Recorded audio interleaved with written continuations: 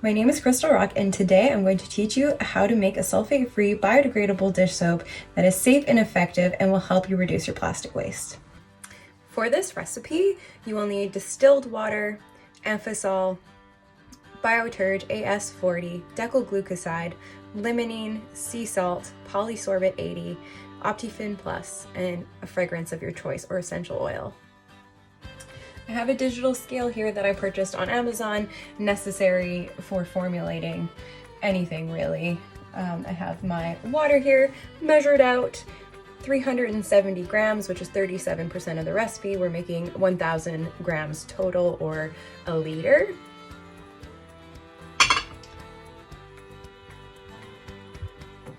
The next ingredient that we'll be adding into the water will be the amphasol.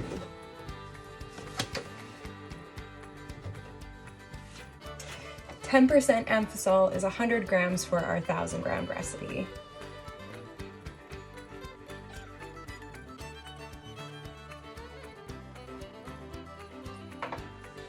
If you're less experienced at pouring than I am, I would highly suggest pouring into a separate measuring cup and then adding it into the water directly.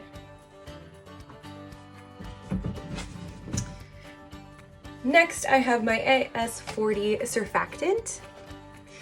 That will be 22% of our total recipe, 220 grams.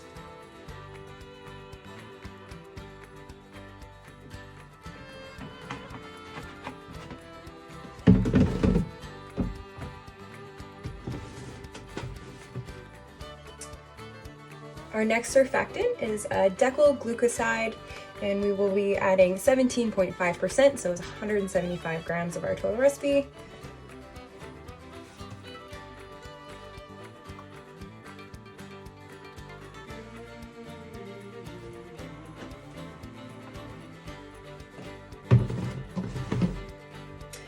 So now that all of our water and our surfactants are mixed here together, I'm going to take the measuring cup off of the scale and add my bowl. Tear the scale between each measurement, obviously. And we're gonna add our polysorbate.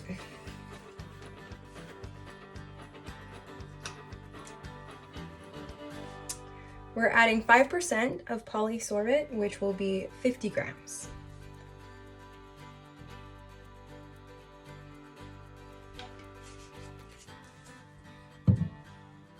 The next ingredient that we'll be adding is 4% D-limonene.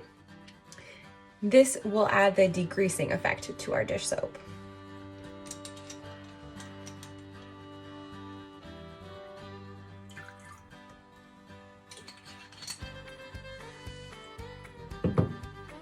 That was 40 grams total of limonene for 4%. Next, I will take our little bowl here and we will microwave it for about 15 seconds just to emulsify everything together, and it will add into our water and surfactants easier. The next thing that we'll add to our recipe is our fragrance, and that will be up to you whether or not you want to use a synthetic fragrance, a natural fragrance, or essential oils. I have some orange, grapefruit, and lemon I'm going to add at a total of 1%, which will be 10 grams.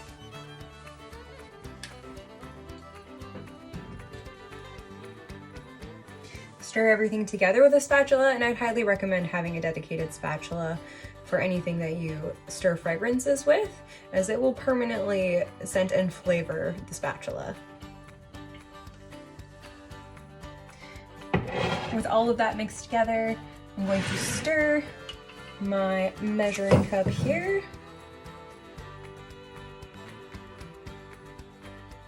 Gently. If you stir too vigorously, you're going to end up with a lot of bubbles.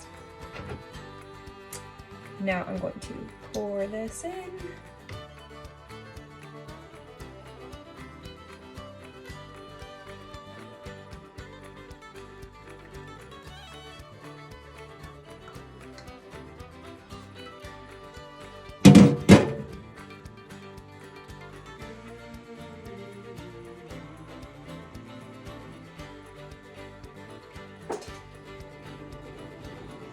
Again, make sure you're stirring very gently.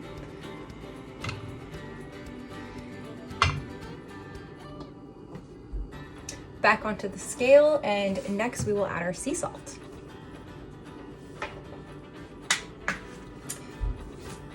I just have regular old fine sea salt. This will do no problem. 3% or 30 grams for our recipe.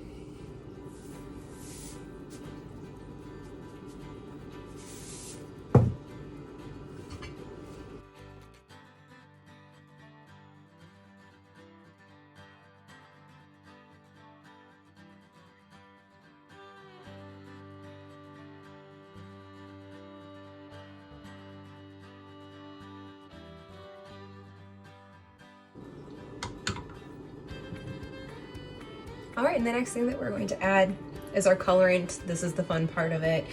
I'm going to make mine orange, so we'll have a little bit of a mixing. No two batches ever end up the same color.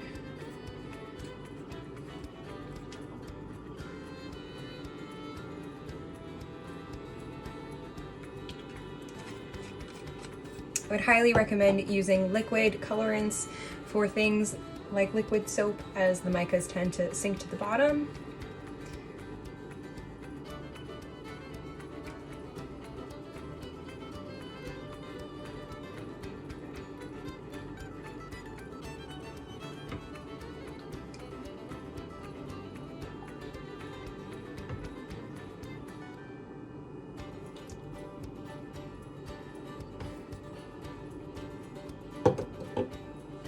Got a nice bright orange.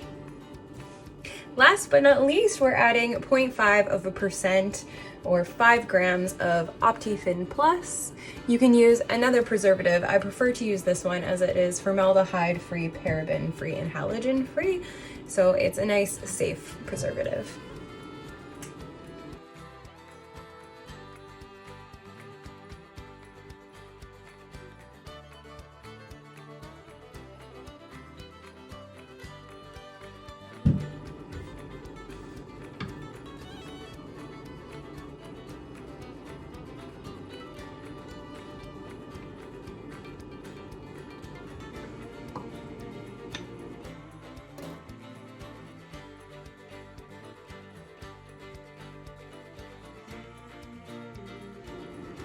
You want to make sure the preservative is fully incorporated, but also keeping in mind to just stir gently to produce the least amount of bubbles possible. You might notice that the soap at this point has a little bit of a funky smell like the surfactants that we used. I typically find within a few hours to the next day that smell will be completely gone and all you will smell is the fragrance that you've added. I like to use my old surfactant bottles to fill up my different soaps, hand soaps, dish soap, body soap. This is an old decyl glucoside container. I just washed it, sanitized it, dried it, and then I will fill up my soap into it.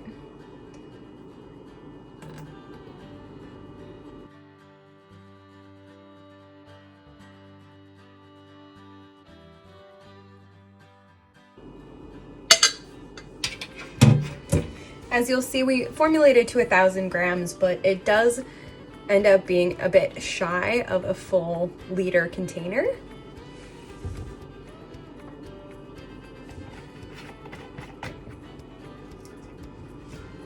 The soap will be a little bit more murky to start with, but it will end up being clear the next day, like this one.